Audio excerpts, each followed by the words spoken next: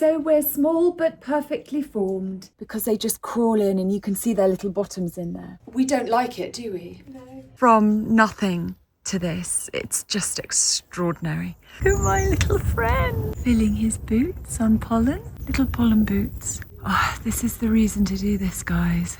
It just makes me so happy to see them. It's been another massacre. I start to feel lazy. Even saying the word makes me shiver. That's our vibe.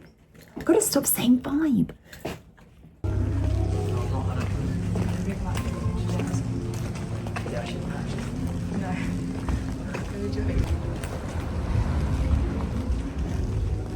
And the hat for the master. And anyway, this was just as they left you guys here. Isn't it fun? Really beautiful. I love it. Look, the stirrups. Absolutely, absolutely. If you want to know what electrics are like, come I'll show you the electric. It's great. It's like a museum. Well, we can go. Why don't we go sit by the churches? Yeah. We'll sit in the churches. Yeah, good idea.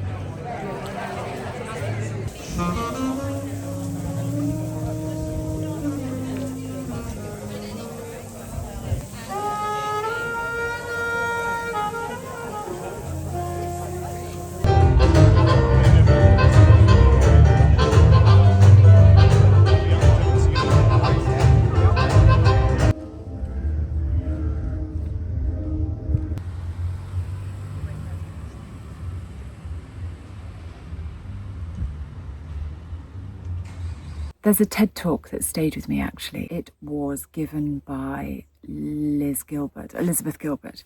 She wrote Eat, Pray, Love. I remember reading Eat, Pray, Love and loving it.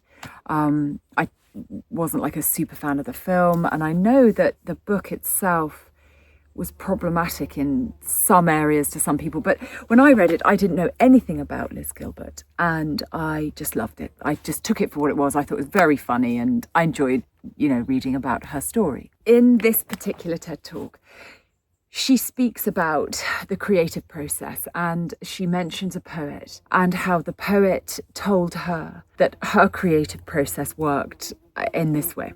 She would be out somewhere, being out in fields, and feeling the words of a poem or the spirit of a poem almost descend upon her, sitting with the bees. So if you can hear them, they're all around me. So the words or the idea for this poem would almost sort of descend upon her, and she would have to run back to the house as fast as she could so that she could grab her pen and paper and write them down furiously before she forgot them. Otherwise, the poem would leave her. The inspiration and the creativity would leave her. It would almost be as if the poem or the creativity was saying, well, if you don't want me, I'll go somewhere else. I'll find someone or something that does. This says two very, very profound things to me. The first thing it says to me is this: the world thrives on, is built by, and needs creativity to survive. Because if we believe that creativity works in that way, and I do, if I don't write ideas down, I forget them. If I have an amazing idea for something and I don't act on it, I will see that idea being played out or executed by another person. It's happened to me several times, actually, and I have seen, they have no idea they don't know that I had thought of something, and it might be slightly different, but I hadn't done anything about it.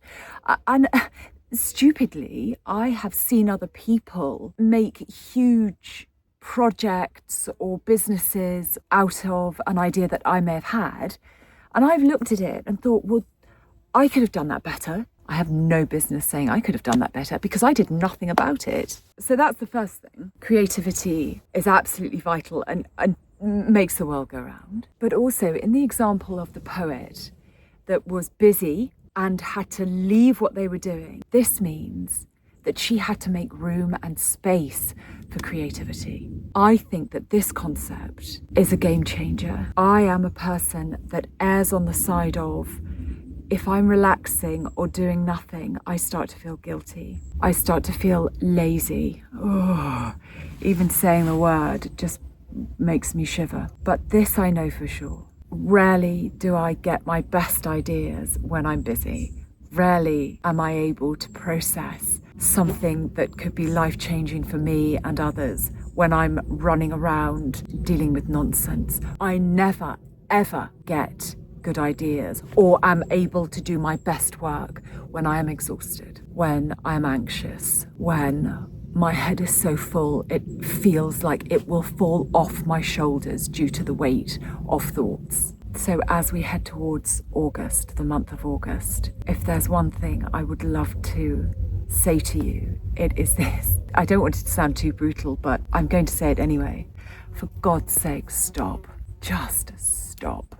I know that it's not possible to lie on a beach for the month of August or lay on the sofa and just watch TV for an entire month. We have jobs, we have businesses, we have families, have dependents. It might be that just for a month, you're able to shift things around just slightly to create a bit more room, that you just start thinking about stopping. Stopping might be a really sort of alien concept.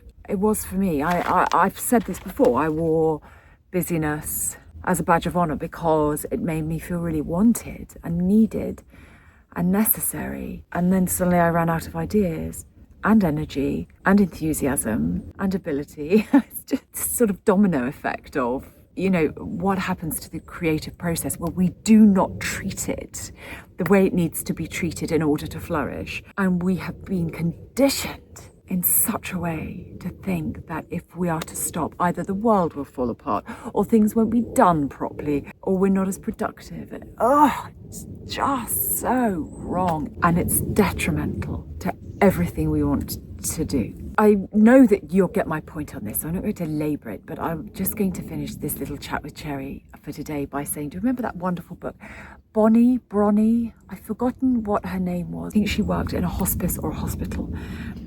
And it was the top 10 comments or wishes of people that were dying. And I think number one was, I wish I'd just been myself more. I wish I'd done what I knew I should have done or what I could have done. I don't want that to be my dying wish, but I also know that it will be unless I make space for the true me and the creativity in me to come out and to be seen.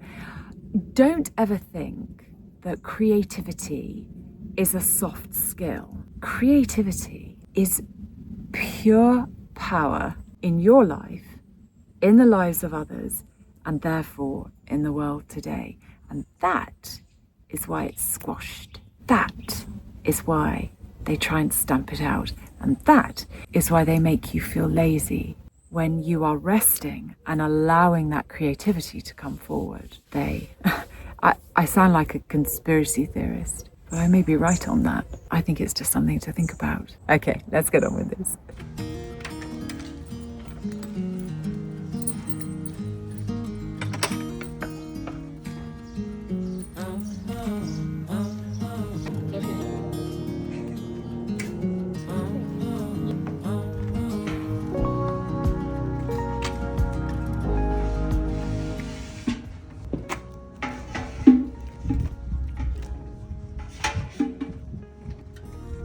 I've been acting like a wild man, sleeping like a child. You're so luminous and vibrant. I'm always in bloom for you. Always in bloom. Always in bloom for you. So I just had a look back over my videos that I've got saved on my phone. And on the 22nd of February, I filmed the first episode or first installment of me starting to build the no-dig beds in the garden. It's now, what is it, 24th of July. So almost 5 months to the day, probably 5 months to the day, maybe this weekend actually. I had nothing, and now I've got, a full-on flower garden. It has been incredibly easy to make, incredibly easy to keep and maintain and tend to. And I'm just so delighted with it. The hardest bit was definitely putting the poles up and attaching the deer fencing to it. But even that, like the deer fencing is just sort of almost stuck on. Let's go down and have a look and see what it's like today. I just want to inspire you to give this, it's Charles Dowding, his no-dig method a go, because it is so incredibly easy. And I will link to the video that I made when I made my beds back in February. I'll link to that down below, because if you have been thinking about it over the summer months, you can still do some autumn planting. You don't just have to do it in the spring for summer. You can do it at any time of the year. There's an amazing woman in the Homebody Companion Club that's currently doing her garden up, and she is just creating magic in that garden and is showing us, we're lucky enough to see the progress and all of the things that she's doing. And this is just one person in the Homebody Companion. So if you have a smaller space, but you still want to grow flowers or you still want to grow food, it is so possible with this no-dig method. I know I can just go in there and spend a good hour or an hour and a half tidying it up, weeding through the beds, getting my hands dirty in the soil, deadheading, can pad down early in the morning with a cup of tea and return back to the cottage with arms laden with homegrown cottage flowers. It's not a bad way to spend a morning. So I'm holding you on a tripod at the minute, and we're just going down the stairs. Hydrangea bed there. I remember in one of my very, very first ever vlogs, I pruned the hydrangeas. So that was sort of last September, October. And I was down there, and I just feel like we've all come so far together. I couldn't have imagined it. So this is the little trip down to look how much it's all grown. I haven't gotten around to doing all of the trimming, I must say. I think that certain things have taken a bit of a back seat just due to the shop opening. It's my very high-tech gate there. Look at this. The rose is back. I literally haven't dared touch it. I just want to leave it alone. I know I need to go in and trim around it and stake it up again because its little frame is not doing very well. I've just sort of wanted to leave it, but I will pay attention to it now. But this is the rest of the garden. Oh, from nothing to this, it's just extraordinary. I can see butterflies all over it, but I thought I'd take you on a quick tour. So there is absolutely no doubt that I have to weed these beds. I think it's good for me to show you that they do need weeding. It's not completely perfect or without any work, but also how easy they are to weed. Nothing's gone too deep, so it's not, you don't need to get like your spade out or anything like that, but also how well everything is growing. I planted these sunflowers, so I've got lots and lots of sunflowers just about to come up. I planted an entire packet of sunflowers into pots, and I think I planted, I suppose about 7 or 8 pots into the ground, and most of them have made it. So into August, I'll have sunflowers. It's this wonderful sort of rotation of flowers that's coming out. I think the sweet peas were first and the nasturtium. Oh, and the stocks, way back in the spring. Do you remember the stocks? But I used a cottage garden seed mix from Millie Proust, and I used those seeds, most of those in this garden and then some at the top by the house. So I wanted to take you on a tour of those flowers and of course some other flowers that I bought elsewhere. And the reason for this is that I wanted to create a cutting garden. I wanted a cutting garden. I haven't grown anything to eat at all this year. This was an experiment, and I wanted to fill my cottage with flowers. And that's a really good reason, therefore, to grow a cutting garden. I know I don't have to say this to you, but so the sweet peas, I haven't deadheaded them in a week. I think it's because I was opening the shop, and then this week has been a little bit bonkers. I know I don't have to say it, but I'm sort of adding a caveat of I know they're there. Fact that there's some work to be done in here means that I have to be down here and I have to be spending time here.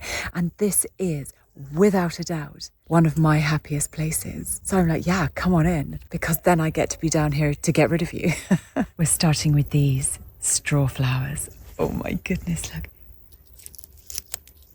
Straw flowers, named because, oh, aren't they lovely? So these are grown from seed. They have a beautiful flower, as you can see, and a gorgeous long stem, which is perfect for cutting. In this particular bed, we've got the straw flowers and then this lovely royal mix, as I mentioned before, of sweet peas. Just need to straighten it, properly and get it all back up there because they're doing really well. It's got this syrupy scent, which is obviously recognisably a sweet pea scent, but it's not too, it doesn't get stuck in your throat. I'm not explaining that too well at all, but I sometimes find that with sweet peas. This isn't that, it's just delicious. Okay, so heading down here to a huge patch of cornflowers. Again, these need deadheading. This is them in all their glory. I mean, it's just the most extraordinary colourway, I think, for cornflowers. More deads than heads at the minute, but they're just beautiful and I love them so much. I'm going to jump over to this bed now, actually. This sort of mound of green here, they're all cosmos. Look at the poor little Nigella there, like, help! And again, another lovely long stem, perfect for cutting. I obviously planted far too many plants. So needless to say, the cosmos are doing well. This huge patch here of Nigella, or Love in a Mist. A cottage garden favourite, an icon in her own right. And already I have these fabulous seed heads here. They are just beautiful. I'm just getting sort of slightly overcome by the success. Definitely by the success of the cosmos. It's like a forest, oh my goodness. I'm actually hopping back over to this bed to show you this flower, which is called a malupi. Now, I have never grown this before, but I'm delighted to show it to you. I've never seen a red like that. Long stems, again, leading up to this sort of trumpet-esque blue-red flower at the top. Next to the malupi, I've got the larkspur, much, much more delicate, but wonderful in a bouquet because it would add just structure and such a wonderful shape. Way back in the spring, I also planted several dahlias and they are all flowering now. I will, of course, leave the names, the varieties of dahlia in the description. But I went for such a different colour palette this year and I'm just so delighted. And then that's more of a pom-pom. And then that one, isn't that beautiful? That to me is more beautiful to me than the Café au lait. And then this one. This amazing colour, which was my first one to flower. But it's sort of so striking because it's on this beautiful darker green foliage. So knowing that I can grow dahlias, proper dahlias, tall, flourishing dahlias in a no-dig bed is, it's a game changer for me. 100%. I don't know why, I just felt that the dahlias might not work in a no-dig. I'm sorry, I doubted you. And just another reason to adopt this no-dig method. I've got a little poppy hiding underneath the sunflowers here, alongside a yellow zinnia that is yet to come out. So from here, I don't see the weeds. I just see all of the flowers doing so well.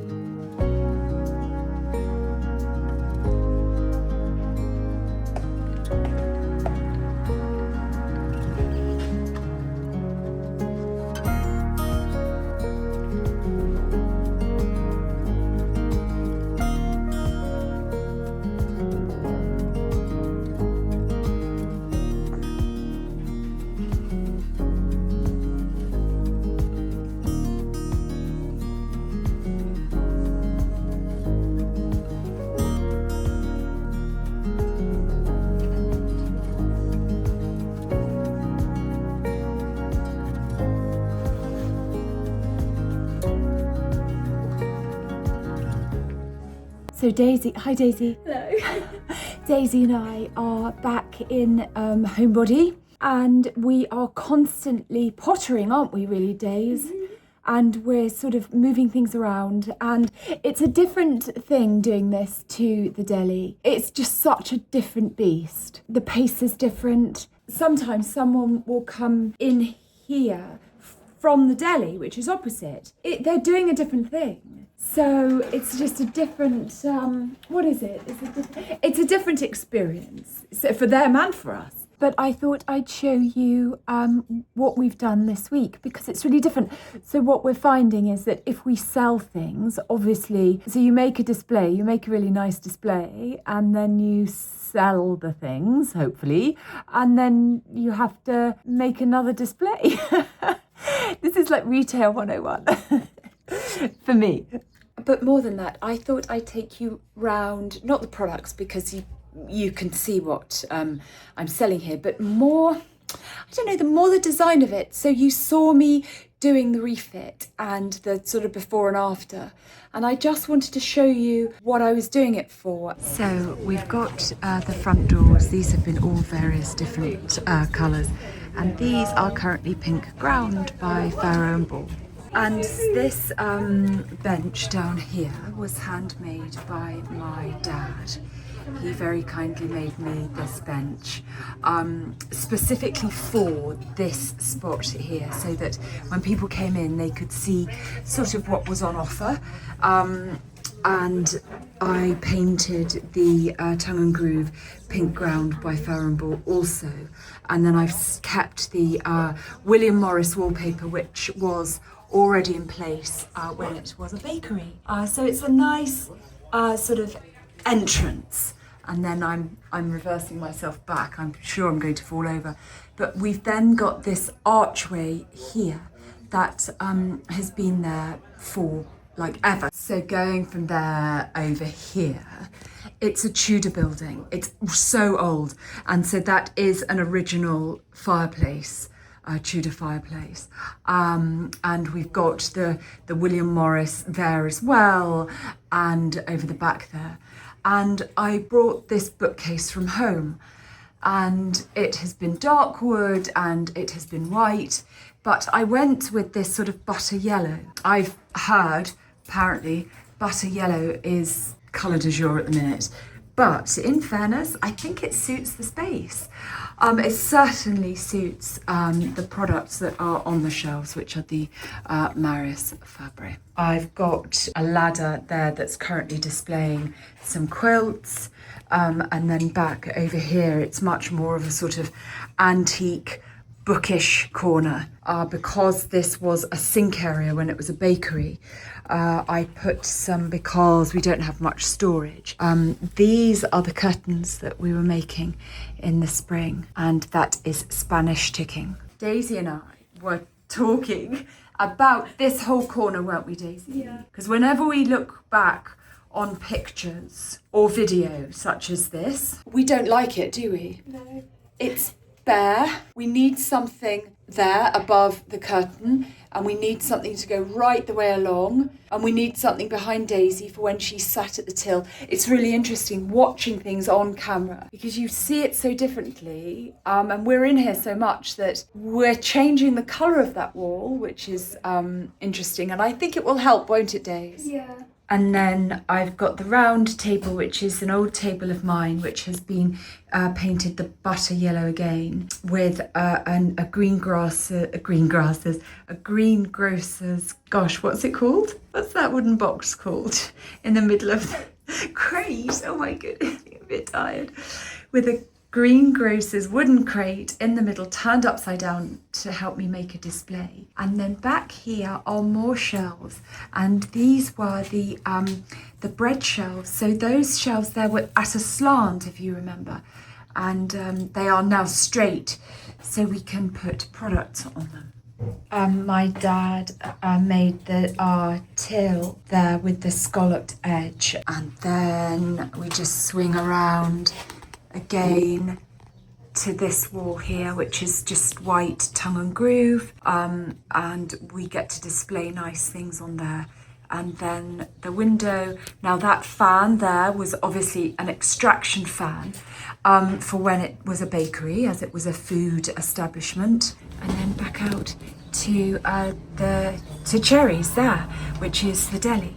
So we're small but perfectly formed, and we're constantly pottering and changing things around. And we have 2 new deliveries that are meant to be arriving in the next couple of weeks. And then we're going to get through August and work really hard on the website, and then launch the online in September, and just try and establish a collection, really, a collection of products that we can have constantly. I think our instincts are right at the minute, aren't they, Daisy? Mm-hmm. I think we're almost there, and we'll continue to get there. But I don't think it's going to be a shop that necessarily moves really, really quickly with regards to new collections. It's not going to be the fast fashion version of Homeware, is it? We're going to stay really traditional and quite classic and good quality. That's our vibe, isn't it, Days? That's our vibe.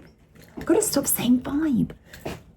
I wanted to introduce you to one of my favourite flowers. They flower beautifully. I know they're super, super common right across America, and there are many, many varieties of them. I've got little bees flying around into them, so they're bee friendly, but they are, of course, penstemon. Got some, can you see this beautiful pale lilac here? It's just gorgeous. It goes terribly well on the front of a cottage. It's an amazing cut flower. And look, my verbena, a little bee, also goes terrifically with this verbena, which has gone bonkers. So you know I wanted to plant a verbena hedge along here. I thought it would be next summer. I had no idea these flowers, the 3 plants that I bought from the supermarket, would do quite as well.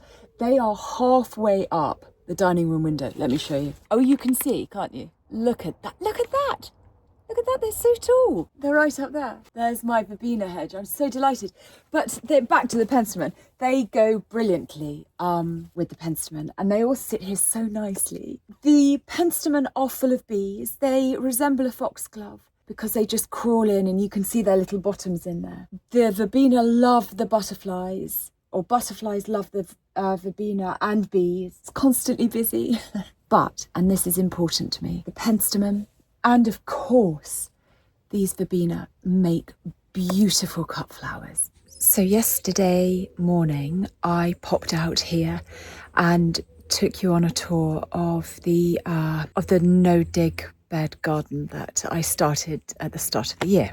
It's the following morning, so it's now Saturday morning. Let me give you a little bit of background to this. So I have an autoimmune, don't want to say disease, but thing called pernicious anemia, and it means that I can't absorb iron.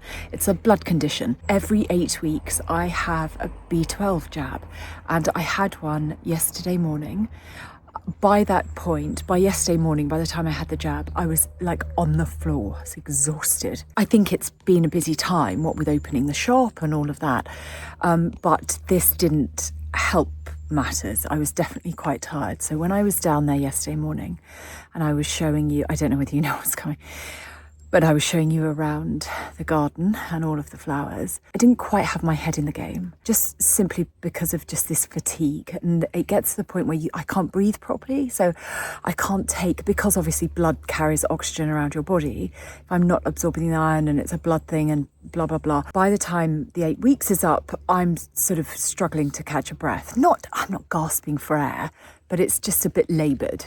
Bit more laboured than it should be. So as I left my little garden, after I'd spoken to you guys about all my new flowers, I forgot to close the door. If any of you follow me on Instagram, you'll notice that each morning I put a little good morning story up from the garden. And this morning, there was a pheasant and there was a deer. And I thought, oh, that's so nice. That's such a lovely depiction of the English countryside and life at a cottage. But the deer had been in, and it's been another massacre.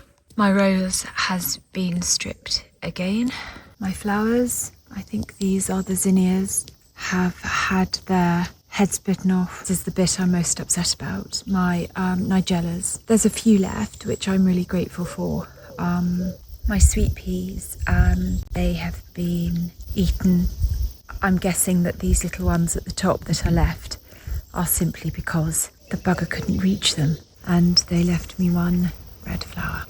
The dahlias are still here, and for that I am truly grateful. I mean, I looked down there like an hour ago and I wasn't smiling then. But I've got one thing to say about this situation. I'm glad it was me that left the door open, because it just goes to highlight what I was saying at the beginning of this vlog. This week has been out of control. I didn't pace it well. I had too much in my head and my body wasn't doing brilliantly because I needed my B12, and things like that happen. But you don't have to have a pernicious anemia to feel the way I was feeling yesterday. You could be going through the menopause, you could have a really, really busy job and still have a very busy family life and have to look after children and a home. And we're all really busy. This is the upshot, unless it's managed, unless it's handled. And thank God it was only flowers.